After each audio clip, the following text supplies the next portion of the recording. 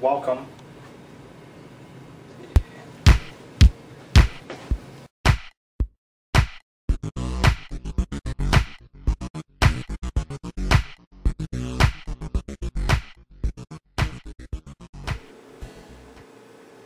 Welcome back to the Kohatsu Cave of Games, Episode 4, Eminent Domain.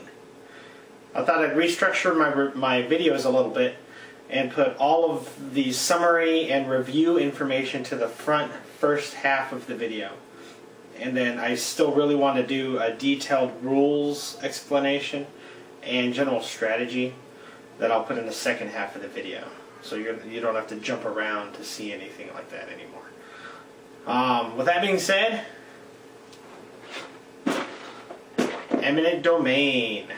I was a pre-order with Tasty Mistral Games.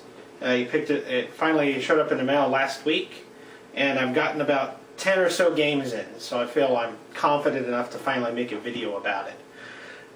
It's 2 to 4 players, plays in about an hour, and it says so right on the box, it is a deck building strategy game, which I fully agree with. The point of the game is very similar to Race for the Galaxy, but simpler. You're basically using whatever cards that you've got in your repertoire to expand your empire of planets, as it were. And along the way, you can either go a military route and conquer planets by force. You can go a peaceful route and colonize planets. Once planets enter your empire, they count towards research goals. They can produce goods that you can trade off. And you'll also use technology to aid in your endeavor, whatever path you choose. And that is a very good word. That is a good segue, path. Take, for instance, another deck-building game, Dominion. Dominion is a deck-building game to where you have a certain assortment of cards available that change from game to game, and every card has a value. And your strategy is strictly dependent mostly on the cash that you get in your hand every turn. If you want to buy a card that costs 6 gold, you have to wait until you get 6 gold in your hand. You also have to wait until it's your turn again. So in Dominion and similar deck building games like Dominion, you have your turn, you can kind of execute your strategy for what you're trying to do to build your deck, and then you kind of wait there. I know expansions have added cards that let you do things when it's not your turn, but for the most part, you have to wait, and everybody else gets to go, and then it's your turn again to execute your strategy. Eminent Domain goes the route of Race for the Galaxy and takes it a bit further. Race for the Galaxy has one stack of cards that you have to draw from, and you have to hope that the cards that you draw kind of fit into your strategy. And I know that there are ways around that, and you can build your strategy to start mining through the deck. But in Eminent Domain, there are 5 basic cards that everybody gets to pick from. And unlike Dominion, they don't have a cost. So when it's your turn, whatever path you decide to take towards your goal of victory, you're not restricted by cash on hand. If you want to go research, when it's your turn, you get to pick a research card. And similar to Race for the Galaxy or Puerto Rico, when it is somebody else's turn and they decide to research, everybody else also gets a chance to react to that roll and either participate or not. That simple mechanic lets everybody stay involved in the game. And you can boost your rolls, as the game calls it, by if somebody researches and you have research cards in your hand, or rather research icons in your hand, then you can play them when it's your turn to go to execute the research action. And the more research cards you have, the better result you're going to get. Same with going military or going with colonies. So when it's your turn, the path you pick will go into your deck more and more and more. So later on in the game, people will start to be concerned if they want to pick research or not, because you might be holding 6 or 7 icons of research. So you'll be able to piggyback on their turn. So it becomes very strategic later on in the game. And that's when the game clicks for everybody. I'll explain the rules, everybody sits down, but they all feel like the game is playing them. They always ask me, what do I do here? What do I do here? What kind of strategy should I go for? And I just tell them, just go for it, and during the game it's going to click. And just play out the first game, see how it goes, and then you can play it again if you want. So they'll go through, and pretty much every single person that I've played with, the icons will immediately click at some point in the game, and then they will realize really what they're doing, how other players affect them. And it's much more than a multiplayer strategy game, or a multiplayer solitaire game. It is a multiplayer strategy game. You have to know what everybody is doing, so everybody's riding on each other's coattails while you're trying to find your specific little path to victory. Very, very awesome game. Super thumbs up. My game groups all love it. They are always asking me to bring it now, whenever I go over. The big kind of benchmark that I have is with my wife, and she really likes the game too. So, super big thumbs up from everybody, and I recommend that you go out and pick this game up now. So now you can go ahead and quit the video if you wish. I'm going to go straight to the table and dive into the full rules explanation on how the game sets up and how it plays. So I'll see you at the table.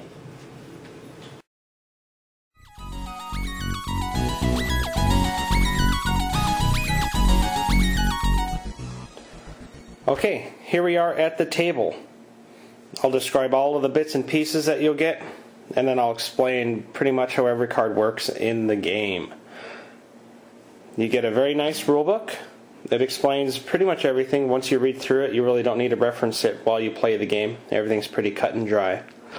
The game is a basic victory point mechanic game, to where cards that are in your hand might give you victory points. In this game it's called influence.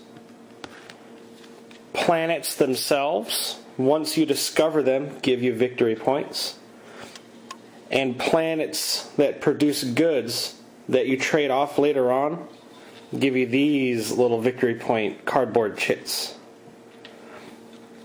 You'll play until either this entire pool of victory point markers are gone, or, depending on the number of players, a certain number of these stacks of cards from the main draw pile are empty. Once one of those two conditions are met, then everybody gets the same number of turns, so the person to the right of the first player gets to go. And then everybody counts up the total number of victory points that they have to win the game. These cool little ships come in different various shapes and sizes. They are considered your fighters. It's your military strength. The size of the ships actually don't matter. Everything counts as one in the game. So you just get to make your cool little armada of different looking ships when it's not your turn. But they all count as one fighter. When the game starts, you'll be handed one random starter world and a turn phase card, which explains what you can do on your turn. The neat little mechanic with getting handed out these cards is one of them actually elects who is the start player. So you will be just handing these out at the beginning of the game, just so everybody knows who gets to go first, and therefore who gets to go last. Whoever will be sitting to the right of the start player will finish out the game. These 3 stacks of cards over here are your research cards. The stacks are divided up by type of planet in the lower right hand corner. This relates directly to the planets that you get during the game, there's a planet requirement in order to get a research card, which I'll go into in a little bit. But if you have a planet that is an advanced planet, once you colonize that planet, it gives you access to research cards that have that icon. That's how the different stacks of research cards work. Technology cards. But I'll get into that in a little bit. Over to the right of the home row of cards is your stack of planet cards.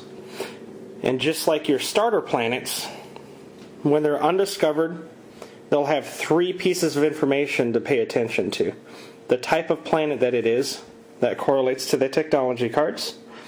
Then one of the 2 different ways that you can take over the planet, either through military force or through colonization.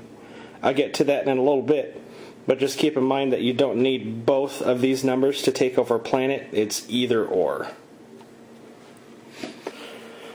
Up above the planet cards will just be your little production wooden discs.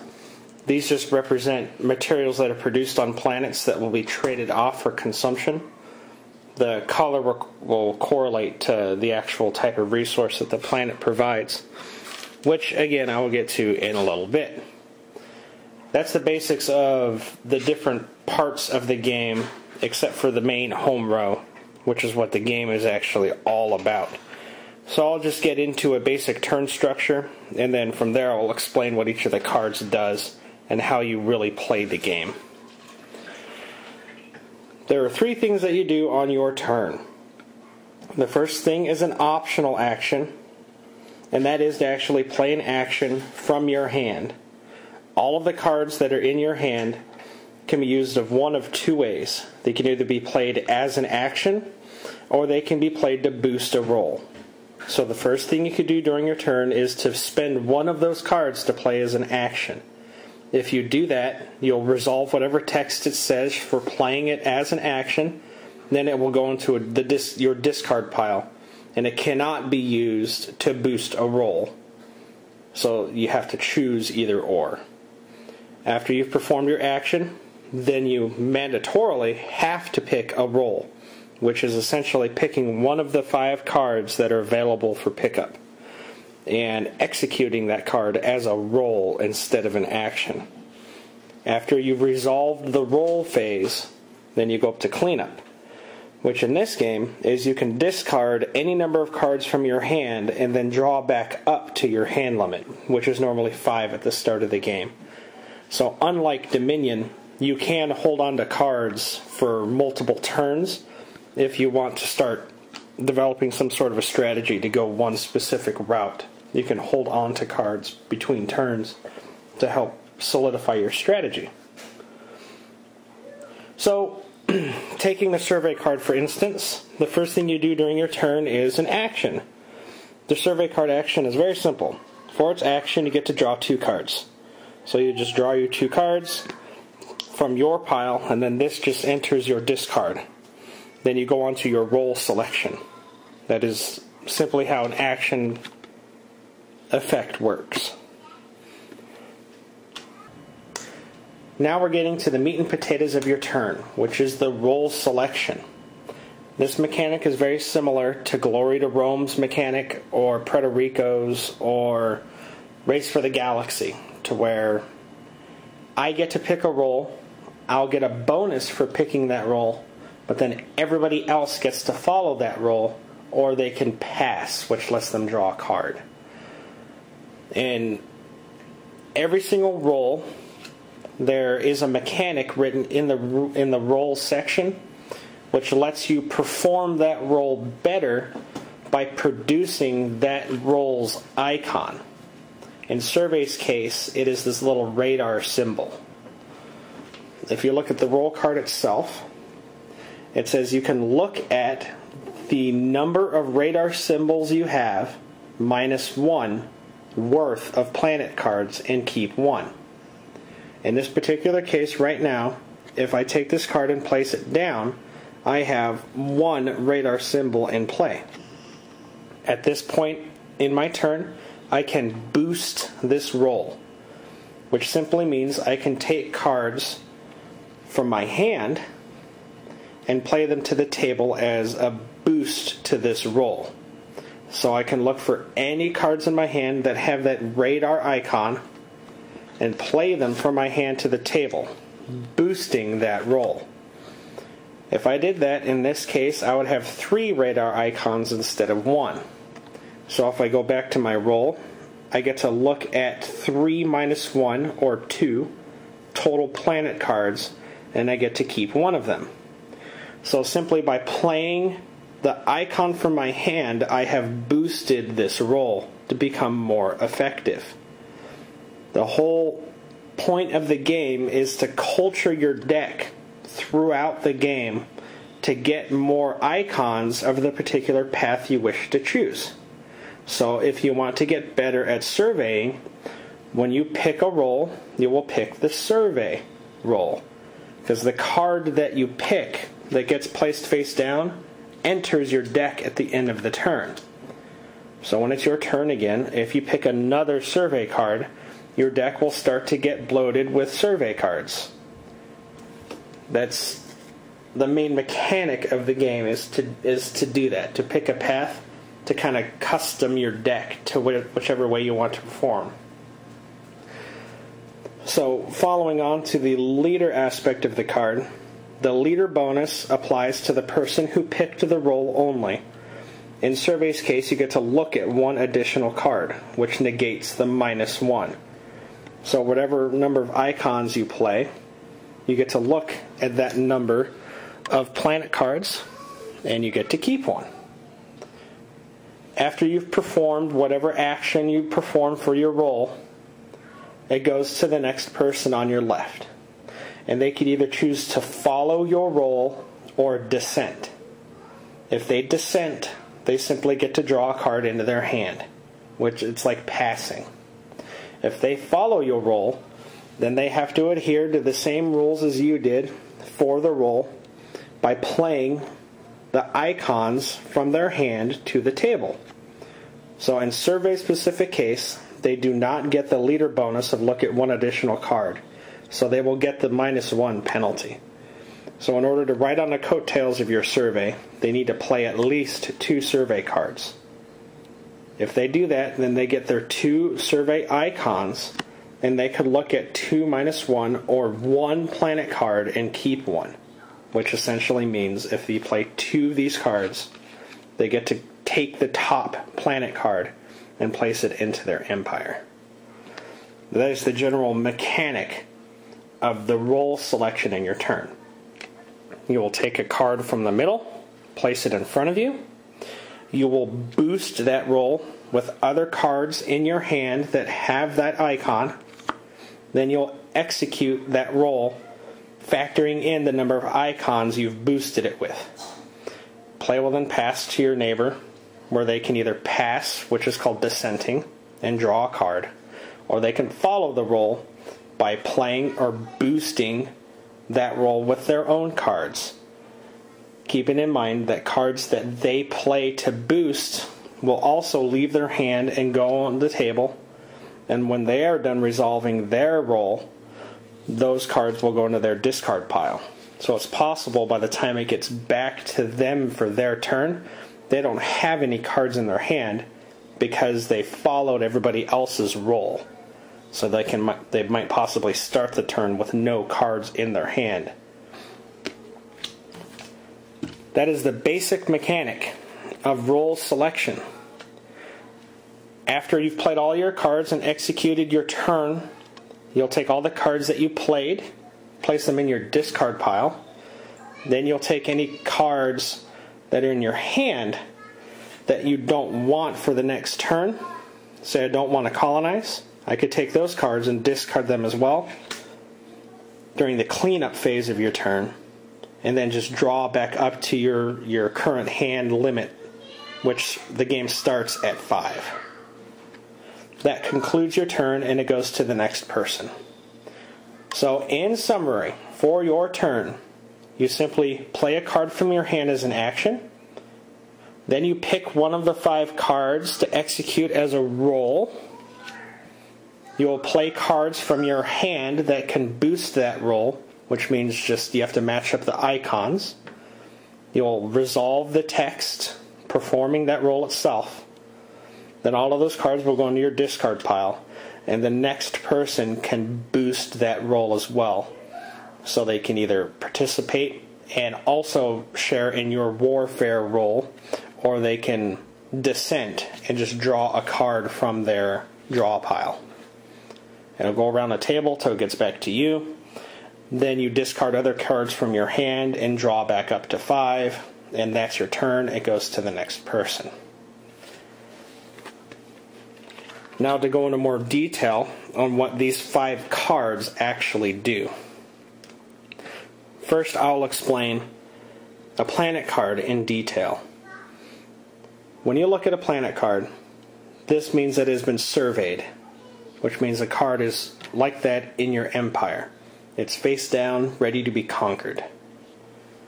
Planets can be conquered of one of 2 ways, either through military force or through colonization. Like I said earlier, it is either or. You do not need to meet both requirements. Like I said before as well, this indicates the research type of the planet, which will go into the technology cards in a little bit. That follows the research role itself.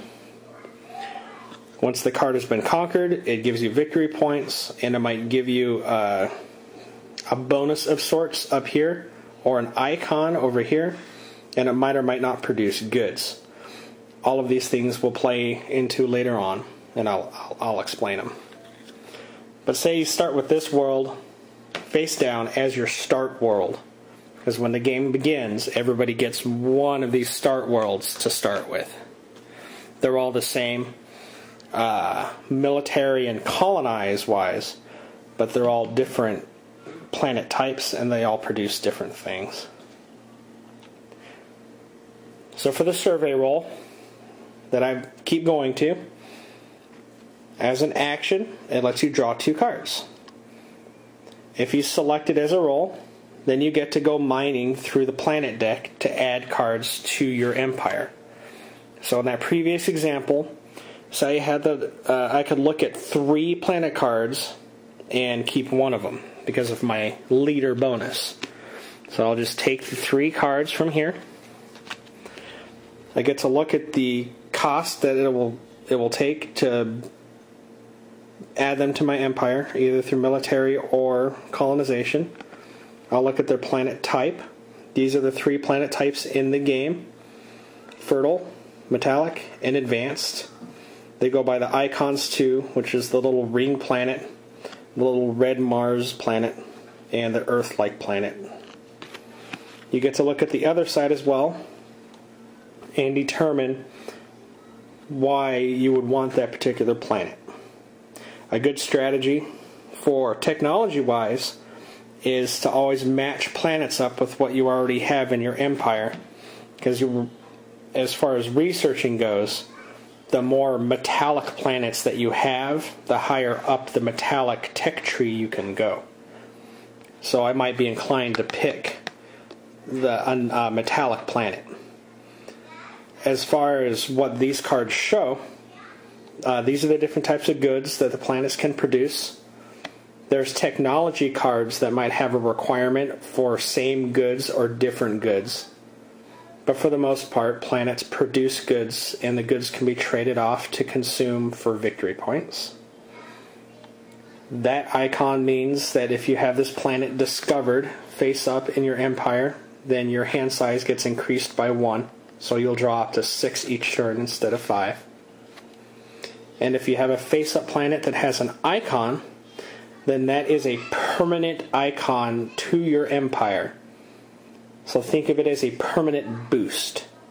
So if anybody ever plays one of these 2 roles, then you already have 1 icon towards that goal. Likewise, if you execute a role, then you get those icons as well. So it's like you've played a card from your hand. That's why planets with icons are very uber. So for the survey roll, you'll simply pick a card that you want and place it face down, adding it to your empire. The other 2 cards that you didn't select just go into a discard pile, and that is the survey roll. The warfare role starts to get into the depth of the game. Like I said, one of the two ways to conquer a planet is through warfare. The warfare card's action lets you attack a planet or collect one fighter. If you play this card as an action, then all you simply get to do is attack a planet and conquer it, or collect a fighter. In order to conquer a planet, you simply need to have that many fighters already in your arsenal. You will spend those fighters back into the supply and conquer the planet. So say, for instance, I already have these 2 fighters from previous turns. I can play this card and say I'm going to attack a planet. In that particular case, I would just take these 2 fighters that I had, put them back into the supply, and say I just spent 2 fighters to conquer this planet. And boom, that planet gets conquered and taken over. The disadvantage to warfare is you have to spend time collecting fighters, and when you conquer a planet, those fighters go away, which means if you need to conquer another planet, you need to start collecting fighters once again. If you select warfare as a role, then you simply get to collect 1 fighter for every crosshair or warfare icon that you place. So if I pick warfare as my role, and I have one of these cards in my hand, then I get to collect 2 fighters. Then it'll go to my neighbor, and for every warfare target icon that they play, they get to collect a fighter as well. That is the warfare role. The leader benefit of warfare lets you attack one planet instead. So instead of boosting the role with warfare icons, you can pick warfare as a role and attack a planet. The benefit of that is if you didn't have any warfare cards in your hand and you wanted to attack a planet, then as your role, you can simply just pick warfare as your role, and that lets you attack a planet as well, but only for the leader. People that follow your role have no choice but to collect fighters, because attacking is a leader function only. Colonize is the next role, and it works in a very similar way to warfare, with one huge difference. To colonize a planet, you can either settle a planet or +1 colony. Very similar concept to warfare, but in Colonize's case, +1 colony means the card that you played as the action becomes a colony. So if you played this card as an action for +1 colony, you'd simply pick one of your planets and it would become a colony for that planet. You would have to lose that card. That card is taken out of your hand. It is now on the table. So in order to colonize a planet sufficiently, you need to have that many number of colonized cards in your deck. And you won't get those cards back until you've colonized the planet. So say everything looks like this, and it is now your role selection. Well, you can pick colonize as your role, and it's very similar to everything else in the game. You get +1 colony for every colonize icon you play. The leader bonus lets you settle a planet instead. So it's very similar to warfare. But in Colonize's case, for every card that you play that has a colonize icon, becomes a colony itself. And you can add it to multiple planets if you wish during one colonize action. It doesn't matter. You could add it just like that. If you had a colonized card in your hand that you played as a boost to that roll, then you can add another one there. Doesn't matter. Now, say your planets look like this. once you've reached the threshold to colonize the planet does not automatically colonize. You need to either play another colonize card as an action to settle that planet, or you need to pick colonize as a role while you're the leader and you get to settle a planet instead. So say it's the beginning of your turn, your empire looks like this, and you don't have any cards to play as an action. Then for your role, you can simply select a colonize card and say, I'm going to colonize, and I'm going to select the leader role for this particular colonize, and colonize this planet. You have reached the threshold for colony size, so this card becomes discovered, and all of the cards that were under it to colonize it, as well as the role that you selected, all of those cards go back into your discard pile for future turns to start colonizing another planet. So like I said, that is the stark difference between warfare and colonize. With warfare, you have to spend turns to draw ships in. Then you can attack a planet by spending those ships. For colonize, you have to spend cards from your hand to start colonizing a planet. And you don't get those cards back until the planet has been colonized.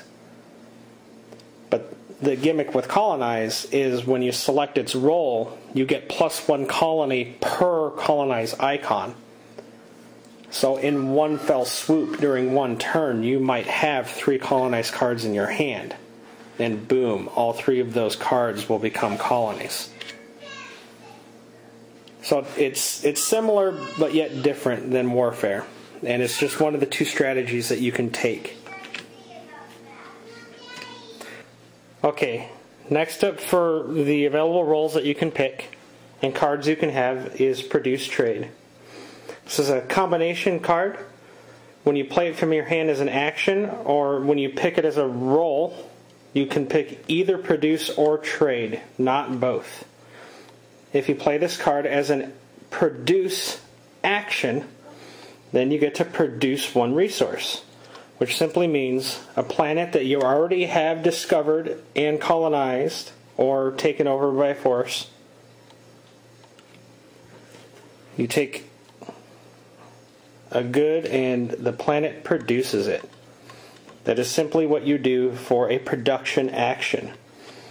A trade action is the exact opposite. You trade a resource that you have already produced for 1 victory point. If you play this card as a trade action and you already have a planet with a good on it, that good gets traded away and you earn 1 victory point. Note that cards that have the influence printed on them stay strictly on the card. You do not acquire the cardboard chit for it. These cardboard chits are only for the trade action, as well as some other research functions that give you influence. But influence that's printed on cards strictly just stay on the card and count towards endgame totals. If you pick this card as a role, then you can pick it as a produce role. If you do, then you get to produce 1 resource per factory icon that you have. Again, this card counts as 1 of those icons. So picking produce as a role is good if you have a lot of planets that don't have any goods on them. Likewise, the trade role lets you trade a resource for every trade icon that you have, or that you have boosted with. So if you have a lot of planets that have a lot of goods on them, then you can pick the trade role and burn all of those away to get victory points. That is what this card is used for totally. The last action is research. And it is, in my opinion, the most powerful action. During your turn for this card's action, you can remove up to 2 cards in hand from the game. This card lets you thin your deck out for your action. If you are done surveying planets and you're trying to go more for produce trade, then you can use a research card as an action and remove 2 survey cards that you had in your hand, thus thinning your deck, leaving only the cards in it that you want. When you pick research as a role, then you get to acquire a technology card. You can only get 1 per turn, or 1 per role rather, and you have to satisfy the light bulb requirement costs of the card you're trying to get as well as the planet requirements. So very simply, if you take the research action, you'll take this card, place it face down in front of you. This will count as 1 light bulb. Then you'll need to play research cards from your hand or cards in your hand that have research icons until you reach a specific minimum requirement. The research decks in the game are open information. Everybody is allowed to know everything about the research cards at any time. Tasty Minstrel has done a very nice job of actually laying out everything on the back of the rulebook. So when it is not your turn, or you're trying to eyeball specific research technology, instead of thumbing through all of the decks, you could just take a look at the back of the manual. The level 1 research texts are pretty much the same. The icons might change here or there, but the general gist of a level 1 research card is that it costs 3 light bulbs to acquire, and it will require 1 planet face up in your empire of that specific type. So there's metallic, there's fertile, which is the picture of the little Earth, or advanced, which is the planet with the rings on it. So for your research action, if you have at least 1 face-up planet, say this metallic planet, and you plop down, you pick this as a research roll, and you plop down 2 more research cards, that gives you 3 light bulbs. You can go through the entire metallic tech deck and pick 1 card that you want. That card gets added, note, added to your hand. Does not go into the discard pile. The benefit of research cards are incredibly immense. But the first thing to note is all research cards have 2 icons. So if they are sitting in your hand and you want to boost a roll, then they can be played either as a warfare or a colonize or a survey or a research. They become very powerful cards to sit in your hand because they expand your boosting options. As well as being double iconed, research cards all have a very nice action. The level 1 research cards for each of the 3 tier, or the 3 planet types, the level 1 cards are pretty much the same. The icons might change, but they'll all be called improved production, or improved research, improved colonize, improved trade, and they all give the same action bonus. For improved production, you will produce 2 resources. So if you play this as an action, then you forfeit the ability to boost on those icons, but you get the action, which is produce 2 resources. So instead of producing 1 resource through normal produce, you would produce 2. Then this card would simply go into your discard, and it would end up back in your hand at a later time. So initially, researching is pretty cool because it starts to expand the possibilities of your deck. However, once you get to 2 planets face up in your empire, and you have the ability to get 5 light bulbs, you can get to the level 2 tech cards. That's when people will start requesting the book. The book will, once you hit level 2, will divide the technologies across the 3 planet types. And all of the technologies for level 2 and level 3 are different between the planet types. So say, for instance, we wanted to go to the metallic technologies, then you could look at all of the level 2 cards that you get. They each cost 5 light bulbs. you can notice that you'll still have 2 icons, but the action is significantly better. Say, for instance, mobilization. I love mobilization. You play it as an action, and it lets you collect 2 fighters. Then you're allowed to attack a planet after your roll phase. If you play that card, then you get to collect 2 of these little fighters. You still get to pick one of the 5 rolls as normal, and you get to attack at the end of your turn. It is very powerful, and all of the cards are like that. One of the level 2 technologies is always a front-back permanent card. There will be a front and a back. When you acquire a technology that says permanent, instead of adding it to your hand, it just gets added to your empire face up. And whatever it says for its ability, you get permanently. So say, for instance, I pick Imperialism. Well, Imperialism just gives me a survey, trade, and warfare icon permanently.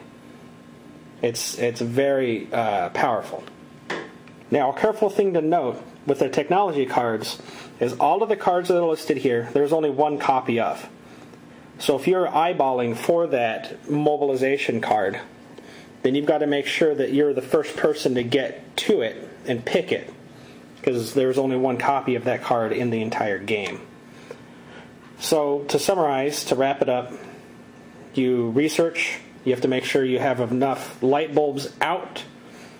A level 1 will require 1 planet in your empire of that specific type. A level 2 will require 5 light bulbs and 2 planets of that specific type. And the super powerful level 3 will require 7 light bulbs and 3 planets. There's only 1 level 7 card, or level 3 card, that costs 7 light bulbs. There's only 1 of them per planet type. So the first person to get 3 metallics and can get to 7 light bulbs will have their choice of either of these cards. That pretty much